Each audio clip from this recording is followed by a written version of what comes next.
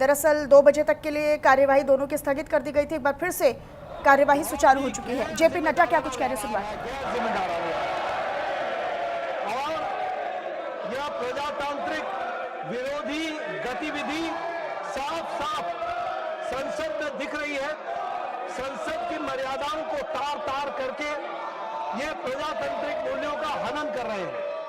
अभी अभी हमारे पार्लियामेंट्री अफेयर्स मिनिस्टर किरण रिजिजू जी ने बहुत स्पष्ट शब्दों में कहा है कि सरकार हर मुद्दे पर चर्चा करने के लिए तैयार है और इसके साथ साथ नीट में पेपर लीक और उससे निकलने वाली सारी गतिविधियों पर भी हमारी सरकार चर्चा करने के लिए तैयार है। आदरणीय नरेंद्र मोदी जी के नेतृत्व में चलने वाली सरकार एक पारदर्शी सरकार है और लोगों के पक्ष में हमेशा फैसला करने वाली सरकार है। और ये जो जन विरोधी गतिविधि इनकी चल रही है, इसकी हम लोग तीव्र भर्त्सना करते हैं। इनको प्रजातंत्र में कोई विश्वास नहीं है, न ही उनके मूल्यों के प्रति विश्वास है। ये इनका रवैया है। माननीय एलओपी प्लीज अपने सीट्स वापस। मैंने बोला मैं माननीय एलओपी आप लोग अपने सीट्स वापस जाए। पहले प्लीज टेक योर सीट। माननीय एलओपी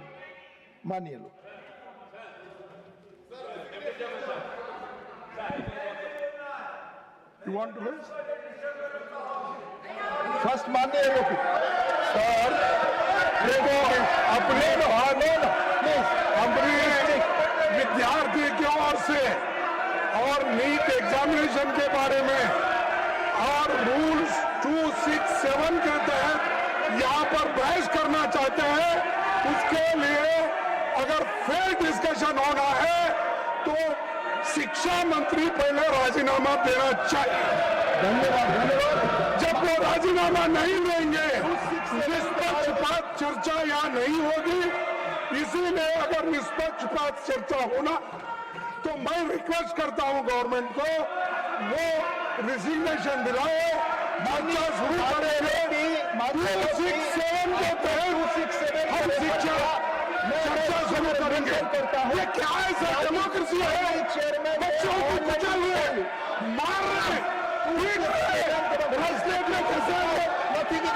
इसीलिए हम नहीं चाहते, हम तैयार हैं, हम भाग रहे नहीं। अरे आपके जैसे भगोड़ा नहीं है, सुनो देता भागने वाले हम हम उसके बारे में हिस्सा लेंगे। इसीलिए के बारे में Honorable members, may I recall that I had imparted a comprehensive ruling on Rule 267 with suitable illustrations of past precedents on the 4th December 2025. It is also available in the MMD device of the benefit of members. In my ruling of 4th December 2025, I had drawn the attention of the House that the present form of the Rule 267 results from an amendment adopted by this House in the year 2000. The Rules Committee in the year 2000 was presided over by then Honorable Chairman Rajya Sabha, Sri Krishikant ji, and consisted of eminent members like Dr. Manmohan Singh ji, Sri Pranab Mukherjee ji, Sri Arun Shourie ji, M. Venkaiah Naidu ji, Swaraj Kaushal ji, Swami S. Nariman, etc. The committee observed that the rule was being used to seek discussions on matters not listed or not yet admitted. The committee therefore recommended restricting Rule 267 strictly to subjects related to the list of business and added a proviso preventing its use where a rule already contains a suspension mechanism. The House approved these recommendations on 15 May 2000. Members may also kindly note that between 1988 and 2000, discussions under Rule 267 were held only 3 times. And on just 2 of these occasions, the rule was invoked strictly as prescribed. Further, from 2000, amendments to the present no discussion have taken place under Rule 267. However, on 8 occasions, discussion were held only after consensus in the House. Honorable members can see that in almost 4 decades, this device of Rule 267 has been invoked in the House on rarest of rare occasions. In view thereof, I reiterate that valid notice under Rule 267 must specify the rule to be suspended, relate to an item in the day's list of business, provide the grounds for invoking Rule 267, not seeking suspension of business where a rule already allows suspension, contains a motion drawn in proper form, be invoked in rarest of rare occasion. Despite above clarification, it is observed that members are still giving notices under Rule 267 every now and then which are not in consonance with the above conditions. I request honorable members to keep in mind the essential requirements of Rule 267 as highlighted above, and I reiterate that notices fulfilling the requirements would only be considered by me and admitted after taking the consensus of the House. Honorable Chairman has repeated this ruling yesterday only. माननीय तिरुचि शिवा, आप बोले आपकी बात One minute, hello. माननीय Tiruchi Shiva, yes. Mr. Deputy Chairman, sir. We take your word. What you made in the observations. Kindly, please. Please. You said rarest of the rare occasion. What is going on is the rarest of the rare occasion. Already honorable Chairman has Please, sir, please. No, I'm not done. Please. The House is adjourned up to 3 p.m. No. Thank you.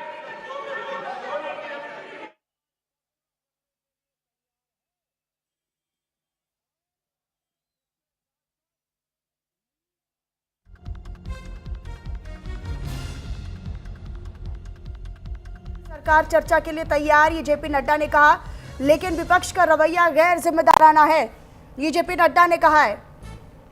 2 बजे तक के लिए जो लोकसभा और राज्यसभा दोनों की कार्यवाही थी उनको स्थगित करना पड़ा। सुबह शुरू होते ही जोरदार विपक्ष की ओर से हंगामा किया गया और अब 2 बजते ही जैसे ही कार्यवाही शुरू हुई, एक बार फिर से विपक्ष ने जोरदार हंगामा शुरू किया।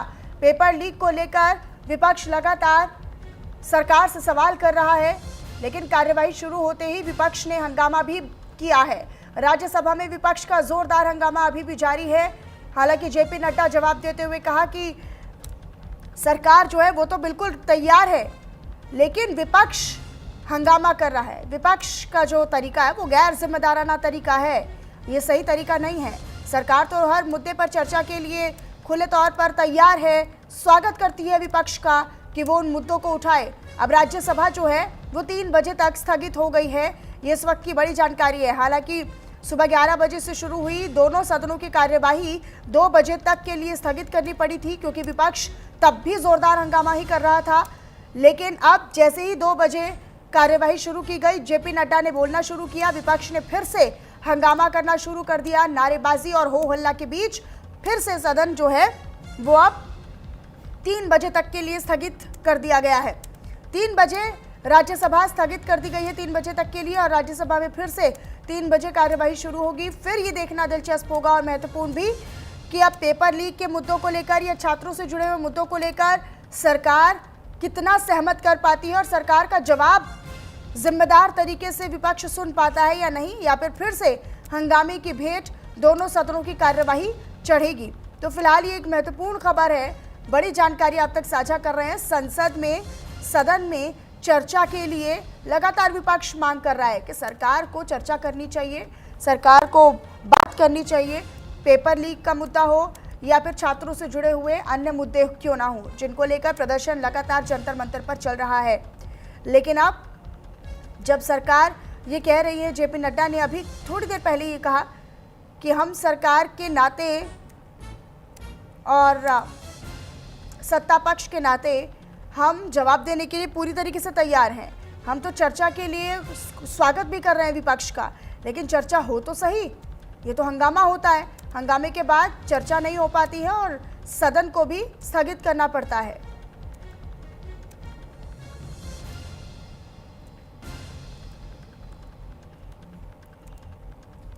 बड़ी खबर आप जान लीजिए, 3 बजे तक के लिए राज्यसभा की कार्यवाही को स्थगित करना पड़ा है विपक्ष के जोरदार हंगामे और नारेबाजी के बीच।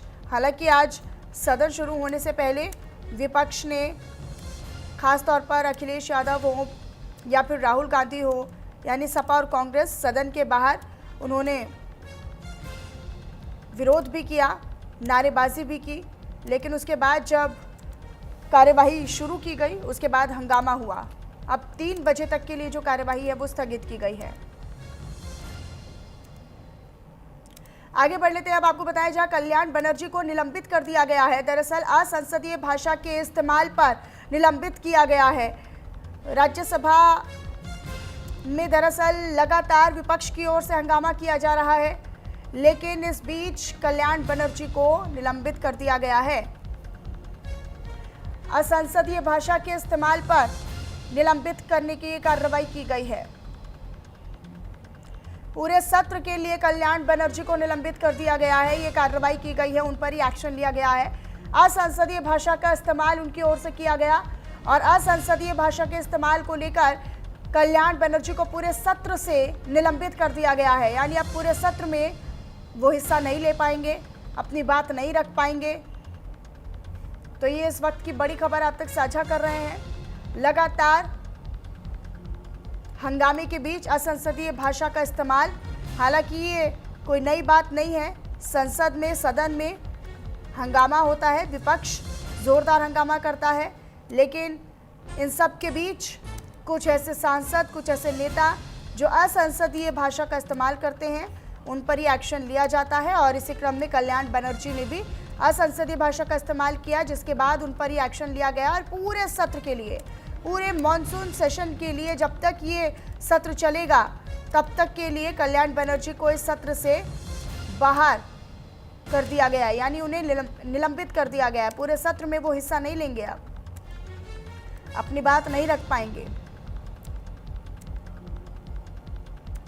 तो ये बड़ी खबर आप तक साझा कर रहे हैं। असंसदीय भाषा का इस्तेमाल सीधे तौर पर संसद की गरिमा के खिलाफ है और संसद की गरिमा को तोड़ने वालों पर इसी तरीके से कार्रवाई की जानी चाहिए निश्चित तौर पर। और इसी क्रम में अब कल्याण बनर्जी, जिन्होंने असंसदीय भाषा का इस्तेमाल किया, उन पर यह कार्रवाई की गई है। कल्याण बनर्जी को पूरे सत्र से ही निलंबित कर दिया गया है।